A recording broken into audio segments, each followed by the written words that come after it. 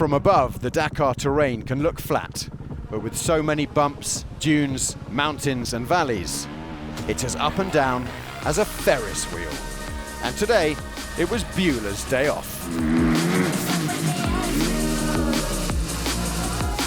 For me, yeah, I crashed in the stones at the beginning and the road book was completely bent and it was impossible to navigate like this. Sebastian wasn't the only competitor to experience the roller coaster of desert racing today. We saw plenty of big names come off or over, down or stuck. Then was just surviving till the end. It was not the best first stage. After Friday's prologue, the riders all gathered, and while it sounds like they're playing a leisurely evening game of bingo, in fact the leaders were choosing start positions for today. Eyes down for a full house. Guys, when in February is Valentine's Day? 14. Number 14. 14, please. Number 14 as well. 14. I choose 15. 15, okay. Number 17. Number 17. I don't really know how this works, so I just want to go first. I'm sure they're all going to want to go ahead of me, right? So Mason Klein right here, number 1 position. So Mason Klein was to lead out at 7:45 a.m. and the riders warmed up. Bailando un poquito. Dancing a little, Pablito, but there's a tough day in the saddle. I think it's going to be a hard day for the first stage.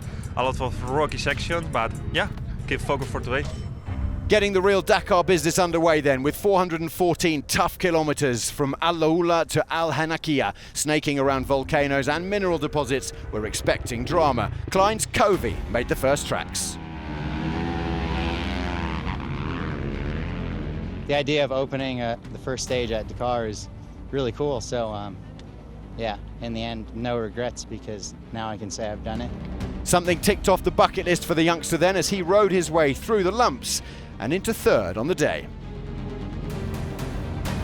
But we had some big early casualties in the bikes.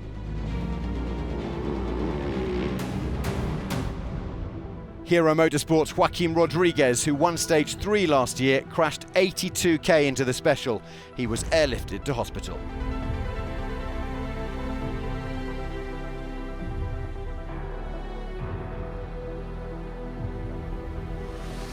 And winner of the prologue and overnight leader Tosha Sharena hit the deck at kilometre 240, hurt his arm badly enough that he withdrew from the rally. I don't know, I think I hit something with the rear wheel and I crashed it slow, but I broke my wrist. Yeah. Honda lose Tosh, but they still have the Tash. Tasha's out. Yeah. And J-Rod. Man. Yeah, I knew it. These guys were really juicing it today. These guys were going really, really, really fast. Not just them, Skylar, but Michael Doherty, who was leading the day in Rally 2, was also airlifted to Medina. Ross Branch always has a smile on his face, and more than ever today, he came in quickest. Nice and long day, really challenging. Starting further back, the navigation was tough, but I enjoyed it. It was good fun. Whilst leading the special, Ross stopped to help Sharena, and afterwards the time he spent with his rival was credited back to him. I love how this sport encourages good sportsmanship. And just behind Ross came Ricky. Today it was survival for sure. A lot of stones. The bike didn't touch the ground, so I think the mechanic's going to be happy. The bike didn't touch the ground. Confirmation that Brabek is flying at this, a 9th Dakar for the overall winner in 2020.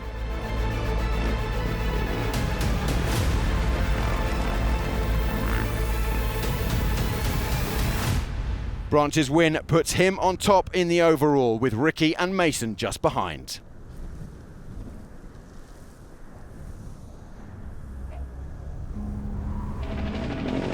In the quads, the big story, the top 2 overall in both 2022 and 23, Alexandre Giroux and Francisco Moreno, both lost more than half an hour. Marcelo Medeiros took a 9th Dakar stage win.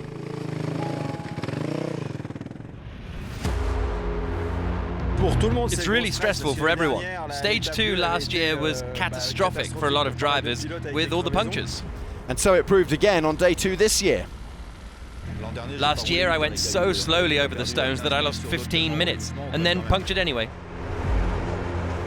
It looks like the same terrain, so it'll be about managing tyres rather than full attack. Gestion des pneus plutôt que full attack. Me and Sab, you know, I think we are the stronger team in Dakar. It's very important to finish the first week of Dakar. The guys in front of Stefan aren't used to opening. We can't just blindly follow the tracks because we could run into trouble. How are you going to manage with it? Can you help us? Because you fly with the helicopter, you can move all the stone, huh? Nasser Al-Attiyah, the Qatari king. A fair few flats and that sinking feeling. Seb Loeb, the pretender to the throne. Plenty of punctures and wheel switching. Even Mr. Dakar himself, Stefan Peter Hansel. Holy tyres, they all struggled today.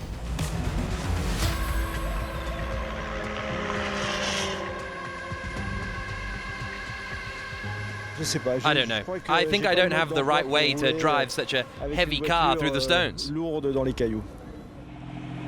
I am really happy to finish today because it was very tricky. It's hell. It's undrivable. I don't know what speed we went at. We drove on the big stones and we just hoped not to puncture. But it's okay. We're here and that's what matters. It was worse still for Guy Bottrell. His Toyota really bashed up when it crossed the line. The South African had been in the top 3, but came in 7th. So who did make the day's podium? Well, whoever avoided the ruptured wheels, it seems. The experienced Geniel de Villiers is completing his 21st Dakar. He won in 2009, has never abandoned and never finished outside the top 10. 3rd today. Also with a fair amount of Dakar know-how, triple champion Carlos Sainz. Muy bien, sí señor. Sainz 2nd. But who would have expected this? Guillaume de Mévius is attempting the Dakar in a car for the first time, having been a T3 driver until he got the call from Toyota. Winning his first special in the T1 Plus is some way to start his campaign. It was a nice start. I'm pretty surprised, to be honest. We drove smartly and calmly, we didn't puncture, and that was the key today. But I'm surprised to be so well placed. It is de Mévius then who leads overall, with Sainz and de Villiers just behind. But that is not a familiar look to our overall classification.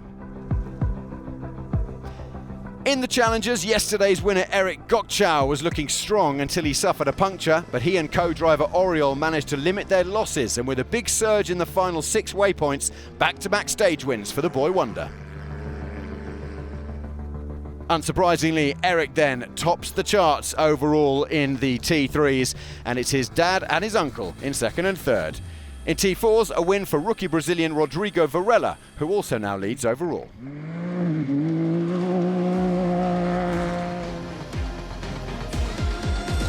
For the 2nd day running, the top truck dog was Janus van Kasteren, who said it was a perfect day as his crew were able to gain time by cutting corners over the biggest rocks.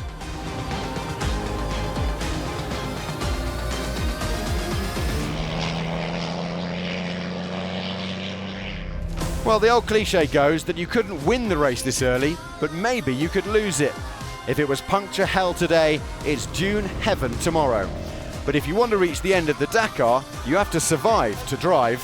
Well, you have to drive to survive.